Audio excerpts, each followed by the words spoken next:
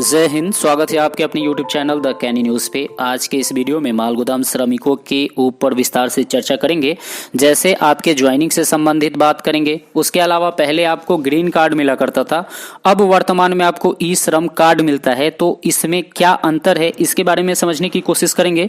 साथ ही साथ जो आपके राष्ट्रीय स्तर के जितने भी नेता हैं वो प्रेस कॉन्फ्रेंस और मीडिया में क्या वक्तव्य देते हैं उस पर चर्चा करेंगे। उसके अलावा जो आपके लोकल लीडर है वो क्या आपसे कहते हैं, क्या वादे करते हैं, जिसके बातों में सबसे ज्यादा आप आकर्षित होते हैं, तो उनके वक्तव्य को राष्ट्रीय स्तर के नेता के वक्तव्य के साथ तुलनात्मक विश्लेषण करेंगे। उसके अलावा आप जो हमारे कमेंट सेक्शन में अपना सवाल करते हैं, कुछ वहां से भी हम सवाल लेंगे और जवाब देने की कोशिश करेंगे। तो बहुत कम समय में बहुत ज्यादा आपको जानकारी मिलने वाली है, तो वीडियो को लाइक कर दीजिए और अपने दोस्तों के बीच शेयर कर दीजिए दबा के। अभी तक आप हमारे इस चैनल को सब्सक्राइब नहीं किए हैं तो सब्सक्राइब कर लीजिए। तो शुरू करते हैं आज का वीडियो। सबसे पहले हम चर्चा करते हैं, जितने भी आपके राष्ट्रीय स्तर के नेता हैं वो प्रेस कॉन्फ्रेंस या मीडिया को क्या वक्तव्य देते हैं। जैसा कि आप बखूबी जानते हैं, राष्ट्रीय स्तर के जितने भी बीआरएम-जीएसएस के नेता हैं उनका पहला लाइन यही होता है कि हमारा संगठन 1998 से रेलवे के मालगोदाम में कार्य करने वाले श्रमिकों के हक और अधिकार की लड़ाई लड़ रही है। उसके अलावा वही अपना पुराना गीत दोहराते रहते हैं। तो अभी गत दिनों सुपौल में राष्ट्रीय संगठन मंत्री दिगंबर प्रसाद मेहता के घर में जो एक मीटिंग हुआ था, जहां पे उन्होंने अपने आवास में ही एक कार्यालय भी बनाया है श्रम पोर्टल पे रजिस्ट्रेशन करवाने हेतु। तो इस मीटिंग में आए राष्ट्रीय प्रभारी मनोरंजन पासवान और राष्ट्रीय संगठन मंत्री दिगंबर प्रसाद मेहता जी ने क्या क्या कहा, इसके बारे में सबसे पहले चर्चा करते हैं। लगभग यही सेंटेंस हर प्रेस कॉन्फ्रेंस और हर मीटिंग में दोहराई जाती है, तो इसको आप सुन लीजिए। जैसा कि मनोरंजन पासवान ने कहा कि विगत 23 मार्च 2021 में श्रम मंत्रालय की अध्यक्षता में त्रिपक्षीय बैठक जो संपन्न हुई थी, इसमें यह निर्णय हुआ था कि मालगोदाम में कार्य कर रहे श्रमिकों का डाटाबेस तैयार करके मालगोदाम श्रमिक संघ भारत सरकार को जल्द से जल्द प्रोवाइड करवाए, ताकि भारत के विभिन्न मालगोदामों में जितने वर्कर कार्य कर रहे हैं उनके आंकड़ा पता लगाया जा सके और सरकार के द्वारा फैसिलिटी प्रोवाइड किया जा सके। साथ ही साथ उन्होंने कहा कि जो मजदूरों की प्रति दर फिक्सेशन की बात है वो अगले बैठक में पूरा करवा लिया जाएगा। तब तक हम लोगों को मालगोदाम श्रमिकों के डाटा कलेक्ट करके श्रम मंत्रालय के द्वारा रेल मंत्रालय तक पहुंचाना है। उसके अलावा राष्ट्रीय संगठन मंत्री दिगंबर प्रसाद मेहता जी ने कहा कि गत 7 दिसंबर 2021 को श्रम मंत्रालय के द्वारा एक लेटर जारी करके कहा गया था कि सभी असंगठित क्षेत्र के श्रमिकों का पोर्टल पे रजिस्ट्रेशन करवा लेना है, जिसके बाद मालगोदाम श्रमिक संघ ने रजिस्ट्रेशन की प्रक्रिया काफी तेजी से शुरू कर दी है। दिल्ली, असम, पश्चिम बंगाल, बिहार, उत्तर प्रदेश, उड़ीसा के अलावा देश के लगभग सभी राज्य में यह प्रक्रिया काफी तेजी से चल रहा है और बहुत जल्द लगभग 8 लाख मालगोदाम श्रमिकों का रजिस्ट्रेशन करवा के 1 महीने के अंदर श्रम मंत्रालय तक पहुंचाना है। यह हमारी प्रायोरिटी है। अब हम ये राष्ट्रीय जो नेता है इनके भाषणों का विश्लेषण करें तो हमें ये पता चलता है कि ये लोग वर्तमान में यही कह रहे हैं कि जो नए श्रम कानून लागू होने वाले हैं, इम्प्लीमेंट होने वाले हैं भारत में, इसके तहत जितने भी बेनिफिट मिलने वाले हैं वो सभी बेनिफिट हम मालगोदाम श्रमिकों को दिलवाएंगे। तो श्रमिक बंधु, आप सोच सकते हैं आपके भविष्य को लेके ये जो मालगोदाम श्रमिक संघ के नेतागण है वो कितने समर्पित है, डेडिकेटेड है। जब पूरे भारत में ये 4 नए श्रम कानून लागू हो जाएंगे तो इसके तहत जो भी फैसिलिटी मिलने वाली होगी वो आपको ये लोग दिलवाएंगे। और वैसे भी जब श्रम कानून इंप्लीमेंट होने की बात चल रही थी या जब ये लागू हो रहा था, तब ये लोग पूरे भारत में घूम घूम के ये प्रचार प्रसार कर रहे थे कि हमने 4 नए कानून बिल पास करवा दिया है, अब इसके तहत जितनी भी फैसिलिटी मिलेगी हम सभी मालगोदाम श्रमिक बंधुओं को दिलवाएंगे।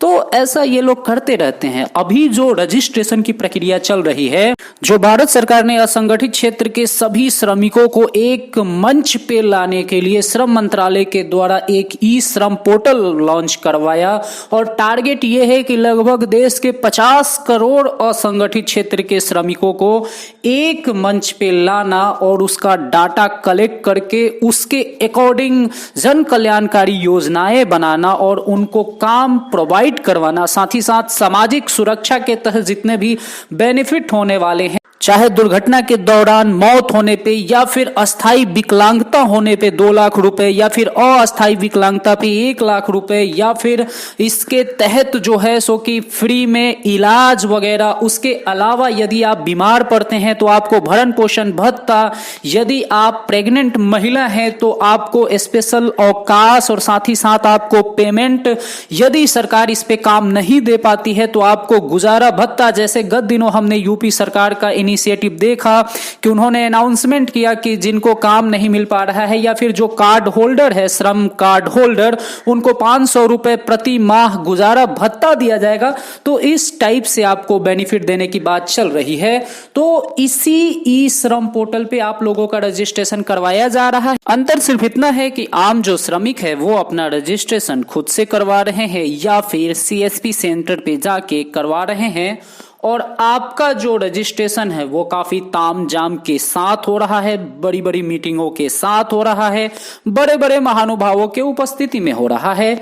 अंतर सिर्फ इतना ही है, लेकिन जो कार्ड उनको सीएसपी सेंटर से मिल रहा है वैसा ही कार्ड आपको ये बड़ा बड़ा महानुभावों के उपस्थिति में मिल रहा है। कोई भी अंतर नहीं है। ऐसा नहीं है कि आपको इन महानुभावों की उपस्थिति में वीवीआईपी कार्ड प्रोवाइड करवाया जा रहा है, और जब प्रक्रिया पूरी हो जाएगी यानी कि रजिस्ट्रेशन पूरा हो जाएगा तो आपका ये डाटा खुद ब खुद श्रम मंत्रालय के पास पहुंच जाएगा।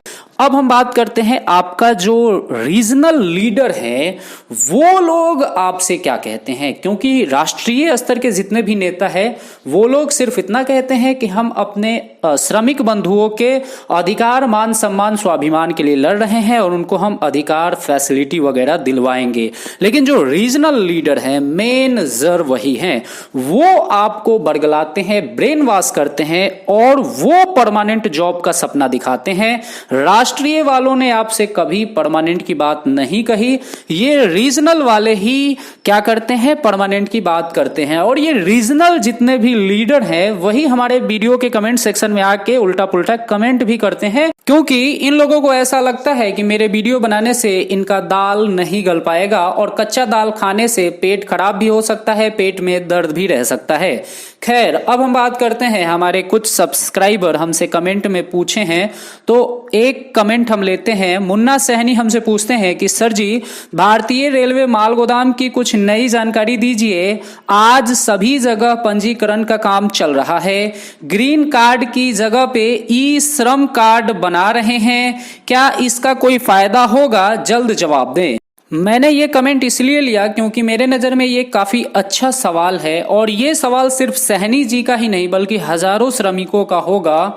इसका जवाब में हम यही कहेंगे कि पहले आपका जो रजिस्ट्रेशन होता था वो अपने द्वारा तैयार किया गया एक साइट पे होता था, जो BRMGSS का अपना साइट था, और ये लोग एक आपको ग्रीन कार्ड नाम से कार्ड प्रोवाइड करवाते थे जिसका कोई बहुत ज्यादा औचित्य नहीं था। हमने पहले भी अपने कई वीडियो में बताया था कि इस ग्रीन कार्ड का कोई ज्यादा वैल्यू नहीं है। इस ग्रीन कार्ड का वो मतलब नहीं समझ लीजिएगा जो एयरफोर्स में सारी फॉर्मेलिटी पूरा करने के बाद कैंडिडेट को ग्रीन कार्ड दिया जाता है, यानी कि वो अब कभी भी एयरफोर्स में ज्वाइनिंग कर सकते हैं। तो ये कार्ड आप लोग कहीं ना कहीं समझ जाते थे कि हमें ग्रीन कार्ड मिल गया, अब हरी झंडी है, अब हम कभी भी रेलवे में एंट्री मार लेंगे। तो ऐसा कुछ नहीं है, ये इनके द्वारा दिया जा रहा एक साधारण कार्ड था जो एक पहचान था कि आपने इनके यूनियन में रजिस्ट्रेशन करवाया है, इससे ज्यादा और कुछ नहीं था।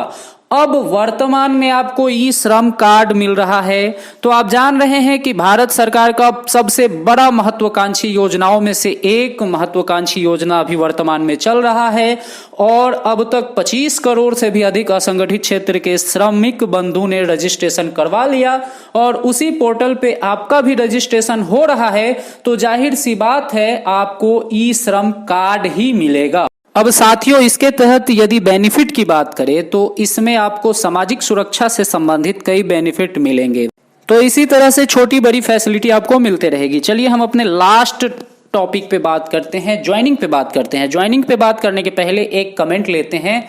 हमारे कमेंट में रोशन मांधवा जी बोलते हैं कि सर BRMGSS के तरफ से कहा जा रहा है कि मार्च में ज्वाइनिंग हर हाल में होगा।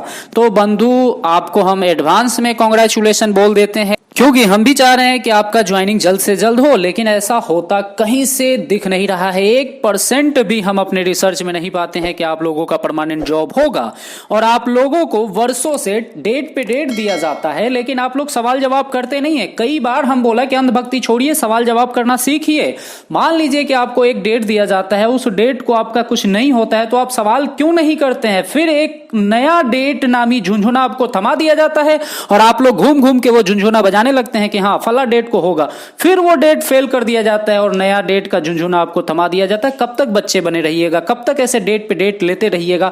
हमारा मकसद है कि आप जो रीजनल लीडर आपको डेट देते हैं ना, उनसे पूछिए डेट फेल होता है तो क्यों हुआ। साथ ही साथ उनसे यह भी पूछिए कि किस तथ्य पे हमारा जॉब जो है परमानेंट होगा, और जो तथ्य बताते हैं हमारे कमेंट सेक्शन में वो तथ्य को हमारे सामने प्रस्तुत कीजिए। हम उस पे डिटेल्स में वीडियो बनाएंगे तथा आप तक सही और सटीक जानकारी पहुंचा सके। हमारा उद्देश्य वीडियो बनाने का सिर्फ आपको जानकारी देना है, अवेयर करना है। और वैसे भी अभिव्यक्ति की आजादी है। कई रीजनल लीडर हमारे कमेंट सेक्शन में आके उल्टा पुल्टा कमेंट करेंगे, वो फ्री है, स्वतंत्र है, और हम भी अपने अभिव्यक्ति की आजादी के तहत स्वतंत्र हैं। हम आपको सही और सटीक ऐसे ही जानकारी देते रहेंगे। किसी को बुरा लगे तो लगता रहे, हमें कोई फर्क नहीं पड़ता है।